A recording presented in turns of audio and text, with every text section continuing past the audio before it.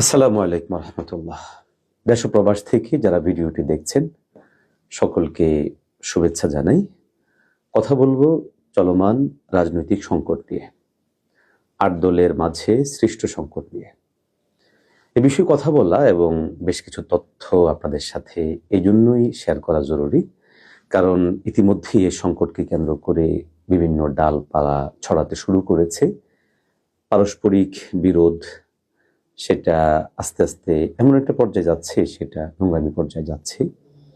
তো যার জন্য আসলে এই বিষয়টা স্পষ্ট হওয়া দরকার। দর্শক, আপনারা নিশ্চয়ই জানেন ২৪ পরবর্তী বাংলাদেশে তৃণমূল পর্যায়ে একটা আবহ তৈরি হয়েছে, যেখানে মানুষ পরিবর্তন চায়। যাদেরকে ক্ষমতা দেখেছিল তাদের বাহিরে একটি শক্তিকে দেখতে চায়।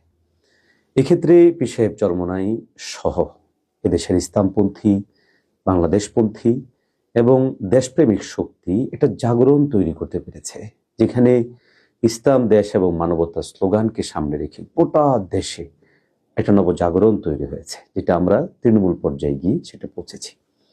আপনারা এটাও জানেন যে ইসলামী আন্দোলন বাংলাদেশ এবং সমমনা বাংলাদেশ খেলাফত মজলিস, জমিয়ত উলামা ইসলাম সহ উলামা ইকরামদের বৃহৎ এই প্ল্যাটফর্মগুলো অনেকদিন থেকেই এই জাগরণটা তৈরি করার চেষ্টা করেছেন, এবং এর মধ্যে অন্যতম উল্লেখযোগ্য যে টার্গেট ছিল সেটা হচ্ছে এদেশের মানুষকে ইসলামকে ক্ষমতায় নেওয়ার স্বপ্ন দেখানো, যেখানে ধর্ম বর্ণ নির্বিশেষে বাংলাদেশে বসবাসকারী সব ধর্মের, সব জাতের, সব অঞ্চলের মানুষের অধিকার প্রতিষ্ঠিত হবে।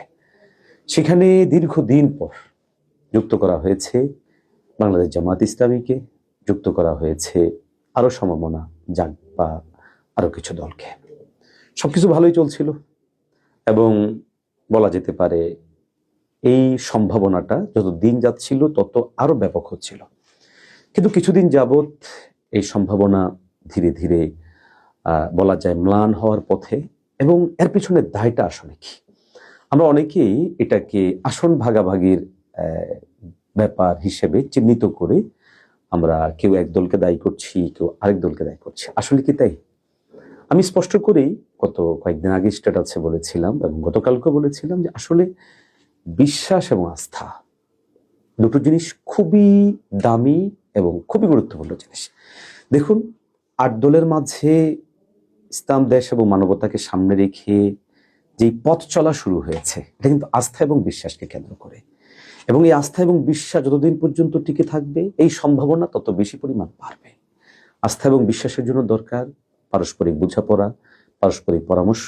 যে কোনো কাজের ক্ষেত্রে পারস্পরিক অবশ্যই বোঝাপড়াটা জরুরি। এটা না হলেই বিপদ তৈরি হবে, যেমনটা এখন ঘটেছে। আমি স্পষ্ট করে বলেছি, এখনো বলছি এবং নিশ্চিত করে বলছি যে চলমান সংকটটা নিছক আসন সংখ্যা নিয়ে নয়, বরং চলমান সংখ্যাটা আরেকটু গভীরে। এক্ষেত্রে আমি বিগত কিছুদিন আগেও ছোট্ট একটু স্ট্যাটাসে লিখেছিলাম যে আজকের সংকট তৈরির পেছনে বড় কারণ হচ্ছে কালক্ষেপণ, সময় ক্ষেপণ। আমি এক্ষেত্রে এককভাবে কারো দায় দিব না, সময় বলে দিবে যে কাদের কারণে এই সময় ক্ষেপণটা হয়েছে। এখন যেটা হচ্ছে যে ইসলামী আন্দোলন বাংলাদেশ এবং জামাত ইসলামী, বা ইসলামী আন্দোলন বাংলাদেশ এবং সমমনা দল জামাত ইসলামী, এদের পারস্পরিক যেই দূরত্ব, দ্বিমত, এটা তৈরি হওয়া, এর পিছনে আমি স্পেসিফিক, আপনারা জানেন যে আমি ইসলামী আন্দোলন বাংলাদেশের কেন্দ্রীয় আমেলার সদস্য এবং আমি কুমিল্লা জেলা দক্ষিণের সভাপতি হিসেবে দায়িত্ব পালন করছি এবং নিজেও একজন প্রার্থী। এই সুবাদে খুব ভিতরের খবরগুলো আমার বেশ ভালো জানা আছে। দেখুন, আমি খুব লম্বা কথা না বলে আমি স্পেসিফিক কয়েকটা জিনিস আপনাদেরকে আমি স্পষ্ট করার চেষ্টা করব। ইতিমধ্যেই আপনারা আমাদের ইসলামী ছাত্র আন্দোলনের সাবেক সভাপতি শরীফুল ইসলাম রিয়াদের একটি স্ট্যাটাস দেখেছেন, যেখানে কিছু বিষয় ফুটে উঠেছে। আমি আরেকটু কিছু বিষয় এখানে স্পষ্ট করার চেষ্টা করছি। দেখুন, সমঝোতা যখন হয়েছে, সমঝোতার আলাপ যখন হয়েছে, এটাকে কেন্দ্র করে দেশে বিভিন্ন প্রোগ্রাম হয়েছে, প্রায় সমস্ত প্রোগ্রামগুলো কিন্তু পরামর্শ ভিত্তিক হয়েছে। এমনকি বিভাগীয় সমাবেশগুলোতে কে সভাপতিত্ব করবেন, কে প্রধান অতিথি হবেন, এই ধরনের বিষয়গুলো কিন্তু সেখানে পরামর্শ ভিত্তিক হয়েছে। কিন্তু আশ্চর্য বিষয় হচ্ছে এনসিপির মতো একটি গুরুত্বপূর্ণ দল এখানে যুক্ত হবে, এবি পার্টির মতো একটি দল এখানে যুক্ত হবে, এলডিপির মতো একটি দল যুক্ত হবে, বাংলাদেশ জামাত ইসলামী ব্যতীত ইসলামী আন্দোলন সহ বাকি আর কোনো দল সেটা জানলো না মূলত আস্থা এবং সংকট এবং দূরত্ব তৈরি সূচনাটা এদিক থেকেই তৈরি হয়েছিল। দেখুন, যেখানে একটা সমাবেশ করা, মিছিল করাটা পরামর্শ ভিত্তিক হচ্ছে, সেখানে এনসিপি, এলডিপি এবং এবি পার্টির মতো দলগুলোকে সংযুক্ত করা হচ্ছে, কিন্তু পরামর্শবিহীন। দ্বিতীয়ত, ইসলামী আন্দোলন বাংলাদেশ এবং সমমনা বাংলাদেশ খেলাফত মজলিস সহ আরো দলগুলোর সাথে এখনো পর্যন্ত সমঝোতা চূড়ান্ত নয়, কিন্তু আমরা দেখছি এনসিপি, এবি পার্টি এদের সাথে সমঝোতা চূড়ান্ত হয়ে গেল। আমরা দেখছি বাংলাদেশ খেলাফত মজলিস কিংবা খেলাফত মজলিস অথবা ইসলামী আন্দোলন কারো আসনই এ পর্যন্ত ছাড়ার ব্যাপারে কোনো ডিসিশন আসছে না, অথচ বাকিদের সাথে ছেড়ে দেওয়ার জন্য ডিসিশন চলে আসছে। আমি আবারও বলছি, আস্থা এবং বিশ্বাস ছুটে যাওয়া, অনাস্থা এবং অবিশ্বাস তৈরি হওয়া, এগুলো কাজ করেছে। আরেকটা পয়েন্ট আপনাদেরকে বলি, আমি যেহেতু আবারও বলছি, আমি ইসলামী আন্দোলন বাংলাদেশের কেন্দ্রীয় কমিটির সদস্য এবং আমি একজন প্রার্থী। একজন প্রার্থীর জন্য জরুরি তিনি নমিনেশন পত্র সংগ্রহ করতে হবে, মনোনয়ন পত্র নিতে হবে দল থেকে, রাষ্ট্র থেকে। কিন্তু আমরা 15ই ডিসেম্বরের আগ পর্যন্ত জানতামই না যে জোটভুক্ত দলগুলো মনোনয়ন পত্র নেবে। আমি আপনাদেরকে একটি স্ট্যাটাস এখানে দেখাচ্ছি বাংলাদেশ জামাত ইসলামীর সেন্ট্রাল পেজ থেকে। হঠাৎ করেই তারা তাদের সেন্ট্রাল পেজের মধ্যে ঘোষণা দিল যে সম্প্রতি, এটি আমি আপনাদেরকে পড়ে শোনাচ্ছি, সম্প্রতি দেশব্যাপী ত্রয়োদশ জাতীয় সংসদ নির্বাচন মনোনয়ন ফরম বিতরণ শুরু হয়েছে। বাংলাদেশ জামাত ইসলামীর পক্ষ থেকে গত 15ই ডিসেম্বর সোমবার 6টি এবং আজ 17 ডিসেম্বর বুধবার 51টি সহ মোট 57টি মনোনয়ন ফরম সংগ্রহ করা হয়েছে।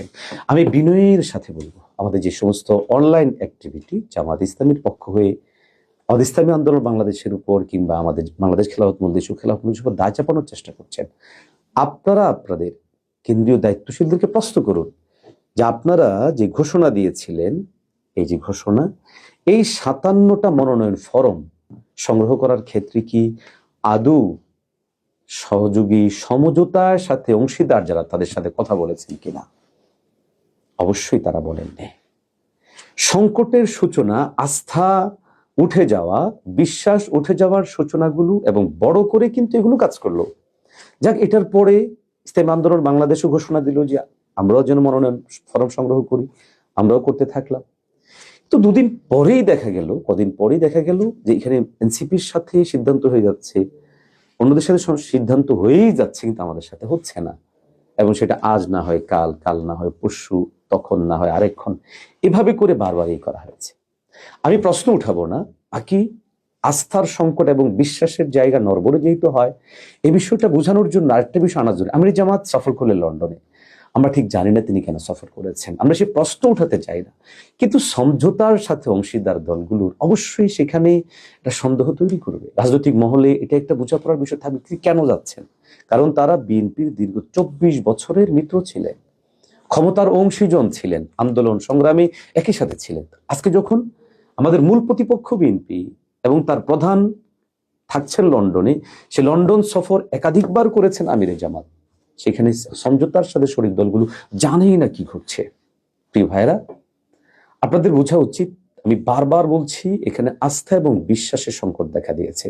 পীর সাহেব চরমোনাই কতটা রিস্ক নিয়ে বাংলাদেশ জামাত ইসলামীর মতো দলটির সাথে সম চিন্তার কাছাকাছি এসে সমঝোতার মতো সিদ্ধান্ত নিয়েছেন, আপনারা কোনোদিন কল্পনাও করতে পারবেন না। ইসলামী আন্দোলন বাংলাদেশকে তার দীর্ঘ যে সিদ্ধান্ত, সেখান থেকে সরে এসে মোহতারাম আমিরকে গোটা দেশ থেকে বিভিন্নভাবে চাপ প্রয়োগ করার পরেও তিনি বাংলাদেশ জামাত ইসলামীর মতো দল, যার গায়ে এখনো পর্যন্ত 71-এর দাগ লেগে আছে, এবং আপনারা জানেন যে দুদিন পর পর যখন 71 বিষয়টা আলোচনায় আসে তখন কোন পর্যায়ে পৌঁছে যায়। এবং সবচেয়ে বড় কথা হচ্ছে, ধর্মীয় অঙ্গনের যে সবচেয়ে বড় দাগ, তাদের প্রতিষ্ঠাতা মওদুদী সাহেবের মরহুমের যে ভ্রান্তি বিচ্ছুতিগুলো, এগুলো সত্ত্বেও শুধুমাত্র ইসলাম, দেশ এবং মানবতাকে সামনে রেখে আমাদের মোহতারাম আমির চেষ্টা করেছিলেন এবং এখনো পর্যন্ত করছেন, যেন বাংলাদেশের পরিবর্তিত এই জায়গাটায় আমাদের দ্বিমত ভিন্নতাগুলো সত্ত্বেও কিছুটা কাছাকাছি আসা যায়। কিন্তু আপনারা যারা এই ইস্যুটাকে শুধুমাত্র আসনের কারণ দেখিয়ে ইসলামী আন্দোলনকে কেউ 30টা দিচ্ছেন, কেউ 40টা দিচ্ছেন, কেউ 10টার উপযুক্ত ভাবছেন, কেউ 50টার জন্য ভাবছেন, কেউ বা খোঁচা দিয়ে বলছেন ইসলামী আন্দোলন বাংলাদেশ যেন 200টারই উপযুক্ত প্রিয় ভাইদের সবাইকে বলবো, আমি একজন প্রার্থী, ইসলামী আন্দোলন বাংলাদেশ আমাদের সমস্ত প্রার্থীদের কাছ থেকে একরকম সাদা কাগজে সাইন নিয়েছে, কেন্দ্র যেটা সিদ্ধান্ত দিবে সেটাই যেন মানতে হয়। আমিও সেটার জন্য প্রস্তুত। আমি দীর্ঘ 6 মাস যাবত আমি আমার অঞ্চলে কাজ করছি। অবশ্য সেখানে কাজ করতে গিয়েও বেশ কিছু তিক্ত অভিজ্ঞতা হয়েছে। আমি একদম দেশব্যাপী আলোচক হিসেবে বিভিন্ন অঞ্চলেই যাই, কিন্তু আমি এবছর চেষ্টা করেছি ওই অঞ্চলে যাওয়ার জন্য। তৃণমূলের অনেক অভিজ্ঞতা আছে, আমরা শেয়ার করব। যদি কোনো একান্তই সমঝোতা ভেস্তে যায় তখন সেগুলো বলবো প্রয়োজন হলে। কিন্তু আজকে শুধু এতটুকু কথা বলি, শুধুমাত্র আসন ভাগাভাগি, কিন্তু ক্ষমতার ভাগাভাগির জন্যই আজকের এই সংকট নয়। এই সংকট অনাস্থা তৈরি করা, অবিশ্বাস তৈরির জন্য, আর অনাস্থা এবং অবিশ্বাস তৈরির জন্য সবচেয়ে বড় ভুল এবং ভূমিকা পালন করছে বাংলাদেশ জামাত ইসলামী। আমি দৃঢ়তার সাথে বলছি, এবং সেটা করেছে তাদের মৌলিক 2টো পয়েন্টকে সামনে রেখে। নাম্বার 1, কোনো প্রকার পরামর্শ ব্যতি রেখেই তারা দেশব্যাপী নমিনেশন ফরম সংগ্রহ করা। নাম্বার 2, বিশাল গুরুত্বপূর্ণ সিদ্ধান্ত এনসিপি, এবি পার্টি, এলডিপির মতো দলকে সংযুক্ত করা। আমি বলছি না যে এই দলগুলো সংযুক্ত করাটা দোষের, মোটেও না। দলগুলোকে সংযুক্ত করেছে ভালো, কিন্তু সংযুক্তির আগে তো পরামর্শ করা দরকার ছিল, কথা বলা দরকার ছিল, কারণ এই সিদ্ধান্তটা ছোট সিদ্ধান্ত নয়। আপনারা সবাই প্রশ্ন করছেন ইসলামী আন্দোলন বাংলাদেশ কয়টা আসন নিচ্ছে, কয়টা আসন নিবে, কয়টা আসনের জন্য তাদের জ্বালাবো। একবার ওকে প্রশ্ন করছেন বাংলাদেশ জামাত ইসলামের চাহিদা কতটুকু আসন। তাদের সেক্রেটারি জেনারেল তো অলরেডি বলেছেন 200 আসন নিবেন, 100 আসন ছাড় দিবেন। আপনারা কি এখানে পর্যালোচনা করতে পারেন না যে ঠিক কি কারণে তাদের 200 নিতে হবে, এবং এই 200 নেওয়াটা কি খুব বেশি একটা বাড়াবাড়ি হয়ে যাচ্ছে না? এরপরে অপরাপর যে সমস্ত দলগুলো আছে, এই দলগুলোর অনেকগুলোর ব্যাপারেও তো এই কথা চালু আছে যে এগুলো তাদের বি পার্টি কিনা। যেমন এবি পার্টি তো অলরেডি জামাত থেকে আসা তাদের যে যিনি প্রধান আছেন মঞ্জুর সাহেব, তিনি তো ছাত্র শিবিরের লোক, জামাতের লোক ছিলেন, এসেছেন। প্রয়োজন সাপেক্ষে আওয়ামী ওই সময়টাতে বিকল্প হিসেবে দাঁড় করাতেও পারেন। আরেকটি দল যেটা আছে বাংলাদেশ ডেভেলপমেন্ট পার্টি, এটাও তো সবাই বলেন যে এটা তাদের বিকল্প পার্টি, বি পার্টি। একইভাবে এনসিপি কেউ কেউ সেটা বলছে। আমি জানি না ঠিক ব্যাপারগুলো কি, যদি সেটাই হয় তাহলে নিজেদের দাবি কিন্তু 200, পাশাপাশি এনসিপির জন্য আরো 30টা, এবি পার্টির জন্য কিছু, বিডিপির জন্য কিছু, এলডিপির জন্য কিছু। তাহলে দিন শেষে আসলে সমঝোতার জন্য যারা সর্বোচ্চ পরিমাণ ত্যাগ করে বিগত 1 বছরের অধিক সময় জুড়ে কাজ করে যাচ্ছেন বিকল্প একটি স্বপ্ন নিয়ে, তারা কি কিন্তু কথা বলবে না? তারা কি একটু করে প্রশ্ন উঠানোর যৌক্তিকতা নাই? আপনারা যারা ফেসবুক স্ট্যাটাসে তিরস্কার করছে ইসলামী আন্দোলন বাংলাদেশকে, কিংবা বিভিন্নভাবে ব্যঙ্গ বিদ্রুপ আসবার জন্য, পরিষ্কার করে বলি, ইসলামী আন্দোলন বাংলাদেশ প্রয়োজনে একা নির্বাচন করবে ইনশাআল্লাহ। প্রয়োজনে সেক্ষেত্রে সমমনা সমচিন্তা দল একা নির্বাচন করব। একটি আসনও যদি আমরা না পাই সেক্ষেত্রে আমাদের কোনো আফসোস থাকবে না। তবে ইতিহাস অবিশ্বাসীদের এবং আজকের দিনে যারা অনাস্থা তৈরি করলো এই প্রজন্মের এবং আমাদের হৃদয়ে যারা দাগ দিল, ইনশাআল্লাহ তাদেরকে ক্ষমা করা হবে না। সম্ভাবনাকে যারা নিঃশেষ করে দেওয়ার জন্য ভিতরগতভাবে ভিন্ন রাজনৈতিক বিভিন্ন ধরনের প্রচেষ্টা চালিয়েছেন, ইতিহাস তাদেরকে ক্ষমা করবে না। ক্ষমতা আমাদের উদ্দেশ্য না, আমরা চেয়েছি দেশের পরিবর্তন, বাংলাদেশে একটা নতুন জাগরক শক্তি তৈরি হোক। সেটা না হওয়ার পিছনে যারা দায়ী, সময় সুযোগে আমরা কথা বলবো, এবং স্পেসিফিকলি বলবো যারা আজকে কথা বলছেন আপনাদেরকে সাথে নিয়েই প্রয়োজনে ডিবেট হবে, কথা হবে। ভালো থাকবেন, সবার প্রতি প্রত্যাশা রাখি, দোয়া করি সমঝোতাটা টিকে যাক, পরিবর্তিত বাংলাদেশে ভিন্ন কিছু ঘটুক, কিন্তু এই অনাস্থা এবং অবিশ্বাস তৈরির পেছনে তাদের ভূমিকা, তারাও এক্ষেত্রে প্রায়শ্চিত্ত দিক। সবাই ভালো থাকবেন। আসসালামু আলাইকুম রহমতুল্লাহ।